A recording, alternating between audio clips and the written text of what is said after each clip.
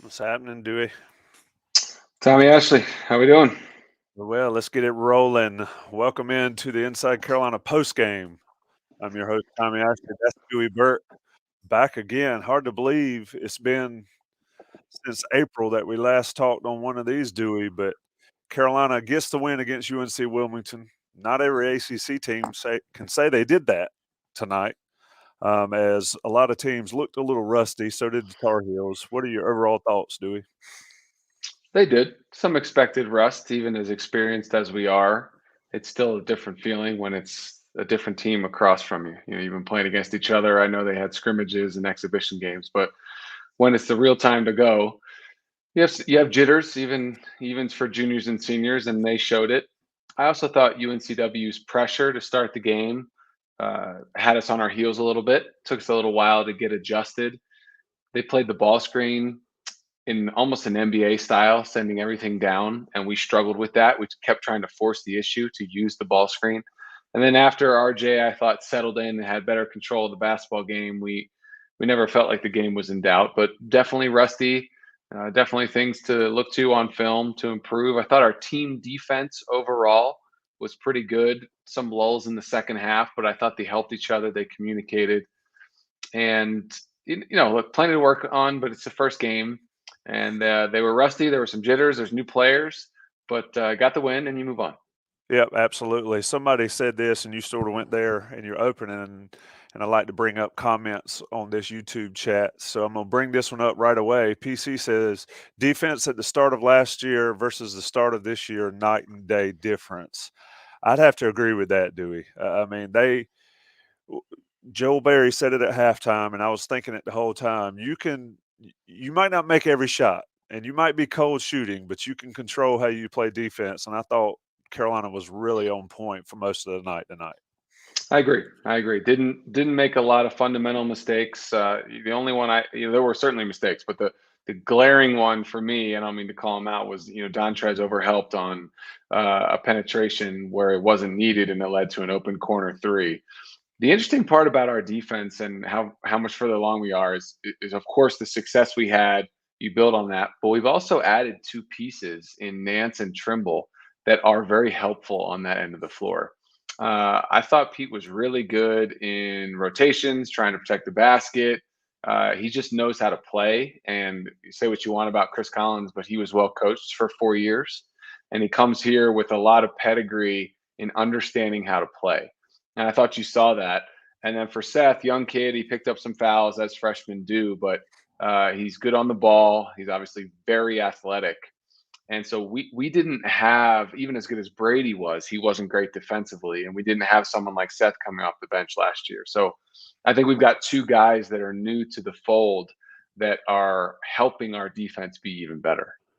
Yeah, I think at one time they said this Carolina's best defensive group on the floor right there, and Trimble and Nance were a part of that. Let's talk about Pete Nance, and of course we'll talk about a lot here. Post game, Carolina 69-56. Johnny T-shirts our sponsor. Rate, review, subscribe. Subscribe to this YouTube channel. If you're in the chat and you had subscribe to the Inside Carolina YouTube channel so you get these alerts when we do these things live. But Dewey, Pete Nance's ability, and this is something we talked about with Brady a lot, and this is what I think is the biggest difference between the two guys, is Nance has spent the last 4 years guarding monsters in the Big Ten.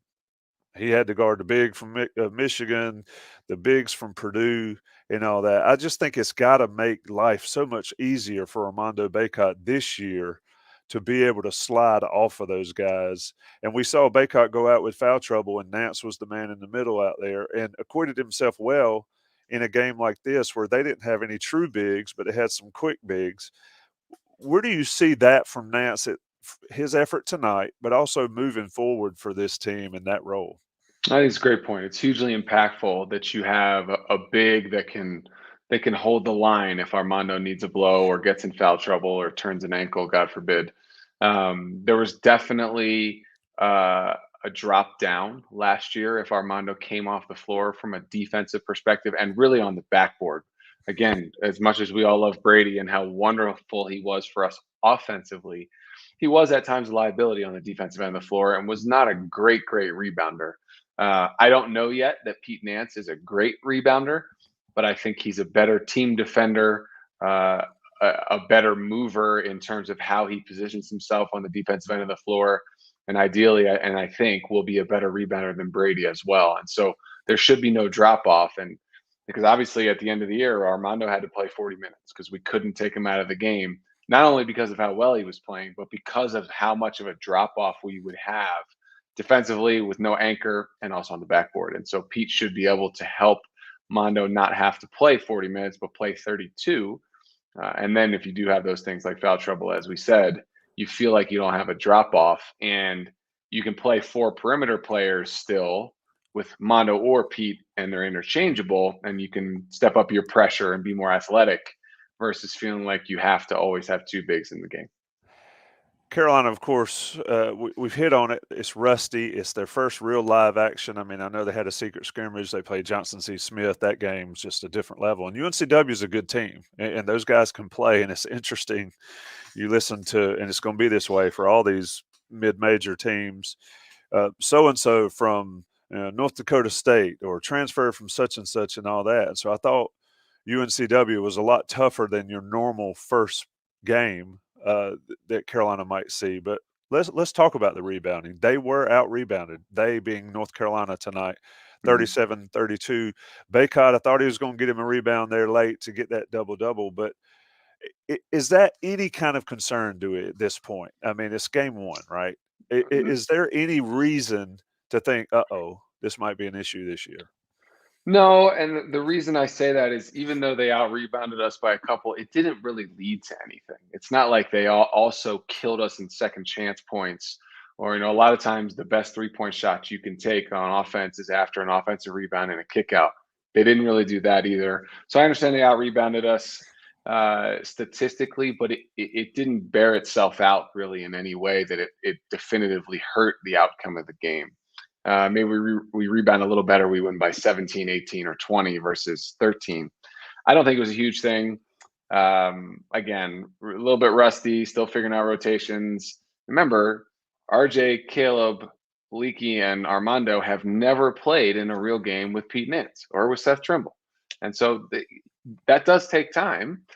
Hubert has never coached his team in a real game with Pete Nance and Seth Trimble, right? And the other guys that got more time. DeMarco Dunn didn't get minutes like that ever last year. So it's going to take a little time, but it's a lot easier to figure things out and make adjustments with a bunch of juniors and seniors. And that's what we have. And so as long as we stay healthy, we'll just trend in the right way, I would expect. Yeah, let me throw up another question. George Jenkins, he's a friend of the show. Let me throw this up, and I hope you can see it, but I'll read it for you. Can you talk about Leaky and whether his role needs to change at all from last year? The context is if Nance is going to be unselfish as well, does Leaky need to try to be more offensive or more active on the offensive end? I don't think Leaky, from my untrained eye, I don't think Leaky needs to do anything differently than he did last year.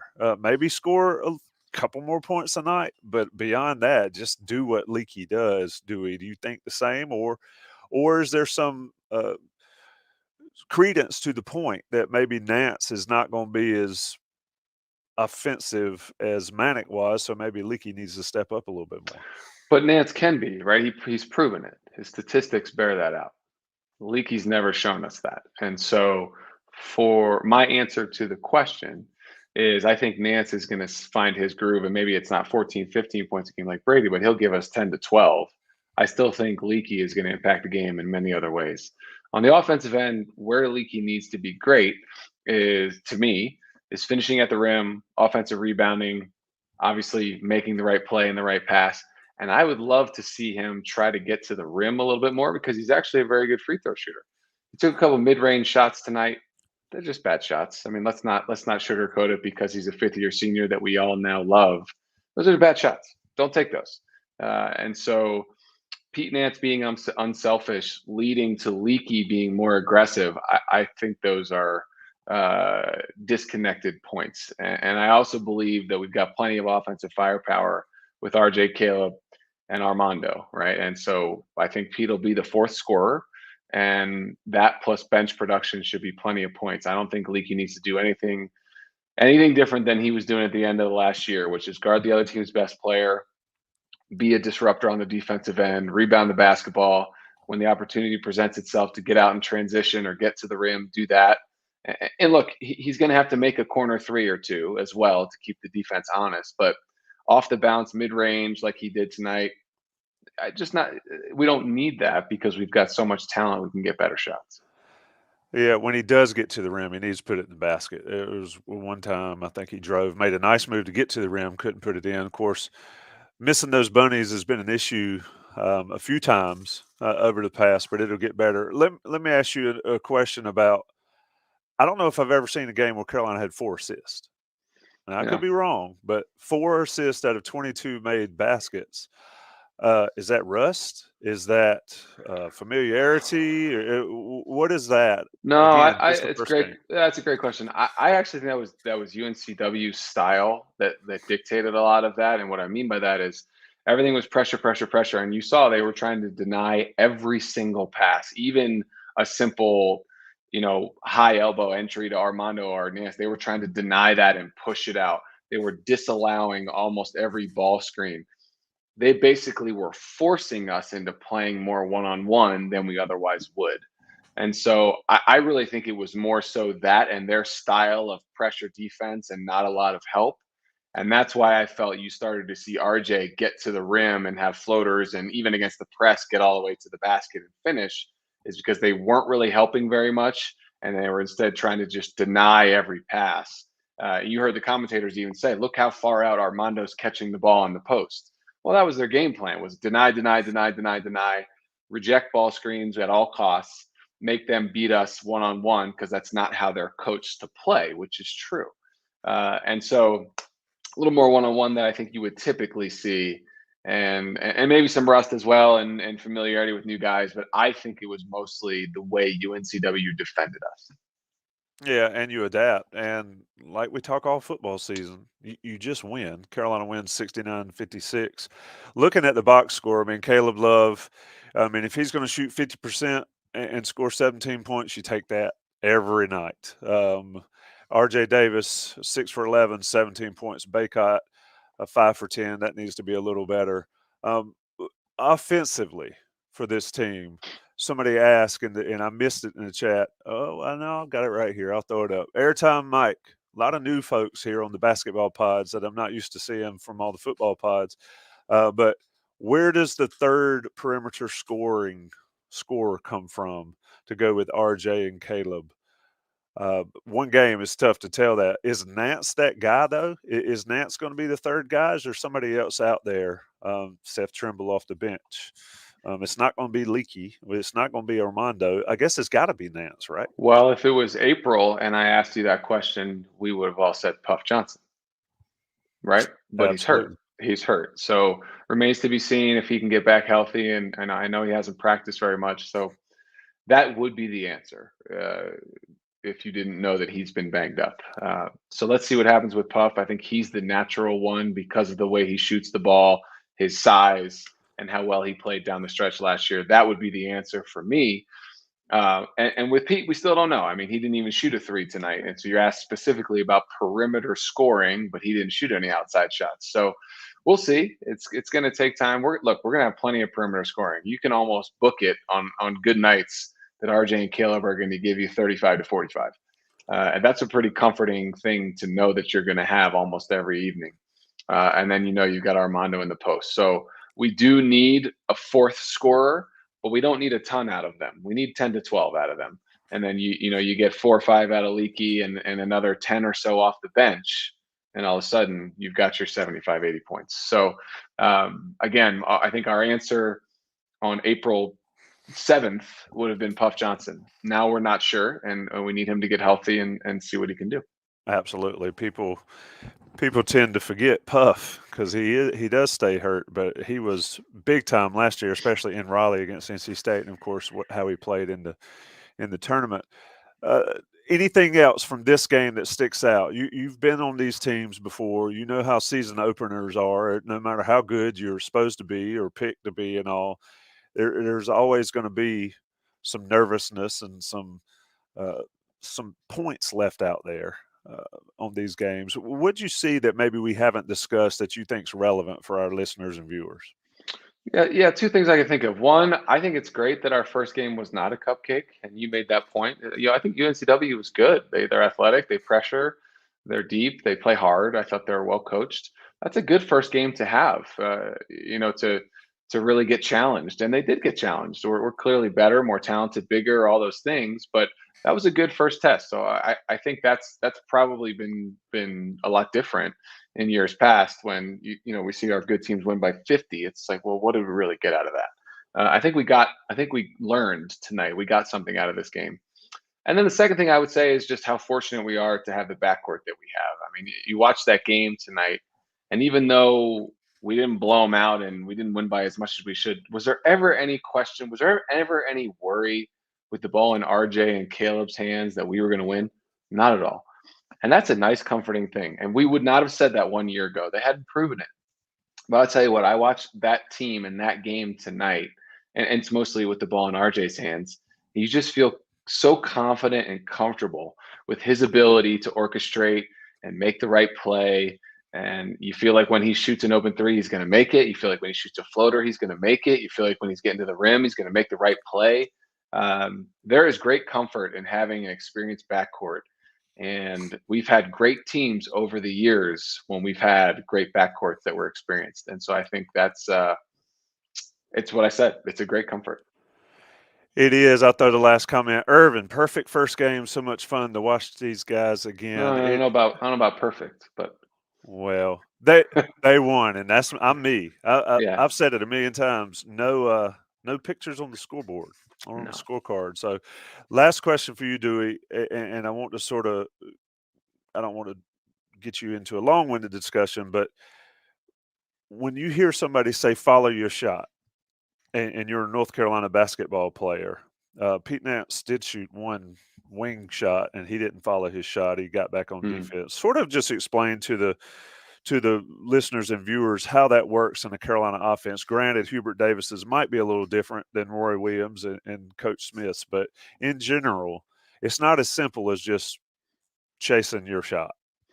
No, it isn't. And everybody knows that has followed our program for years that offensive rebounding was a gigantic emphasis for Coach Williams, and we routinely led the nation in offensive rebounding margin. That was because he definitively coached it. It's not he didn't just say, "Hey, we need to get to the board." He coached it. We worked on it. We did drills about it, and the fundamentals for the way it was coached when I played, and I would imagine it's somewhat similar still, if not the same, is your 3-4-5, every shot, every time, every possession must crash to the glass, no matter where you are. And so even in our old, secondary break situations with a trailing big, think Luke May or Jawad Williams or Marvin, even if they were there and a shot went up, your job was to crash the glass no matter what. Every possession, period, the end, and try to avoid the box out using, we would talk about almost football type stuff, swim moves, or chuck up under the elbow to get through to try to get position for an offensive rebound. The two man's job on the offensive rebounding coaching strategy that we had from Coach Williams was always to get to the free throw line. Long shots, long rebounds, tip outs, and everything. A lot of balls end up right in that middle of the floor, 10 to 15 feet away from the basket. So the two man, his job was always to get right into the top of the paint. It was the point guard and only the point guard's job to rotate back, always. Now, you also are required to communicate, right? So we talked about the two needs to get to the foul line for some loose balls or long rebounds, and the one needs to get back. Well, if the one is the one who penetrated and went in for a layup or a short shot, pretty tough for him to be the first one back. So the two needs to see that, recognize that, and say he's the one getting back, and the one can go to the foul line where he's supposed to be. So there's definitely communication and interchangeability there. But fundamentally, that's how it was taught. So in the instance that you're talking about, when Pete took a jump shot and did not follow his shot, that would be breaking a fundamental that we are taught, right? But is it as simple as, hey, just you got to always follow your shot? Well, no, because if I'm the point guard and I come off a ball screen and shoot a three, and if I missed it and followed my shot and therefore was not back on my rotation as the one, Coach Williams would have taken me out, right? Because I broke the fundamental. So again, he would probably teach us it differently, or maybe not, but that's how we were taught. So in the instance you brought up, absolutely he should have followed his shot, but not just for the sake of following his shot. He should have done it because that's what he's coached to do on every single possession, because it leads to a tip. Maybe you get a foul, a loose ball, something, right? Good things happen when there are 3 guys on our team around the rim for every shot. Good stuff there. I mean, I always try to have some sort of learning in these podcasts, and I love listening to you talk about, love learning the game myself. Carolina 69, UNCW 56, season opener, 1-0 on the season. That's all that matters. Carolina plays again on Friday night. Dewey, it's always a pleasure, my man. Thank you, Tommy. Appreciate it.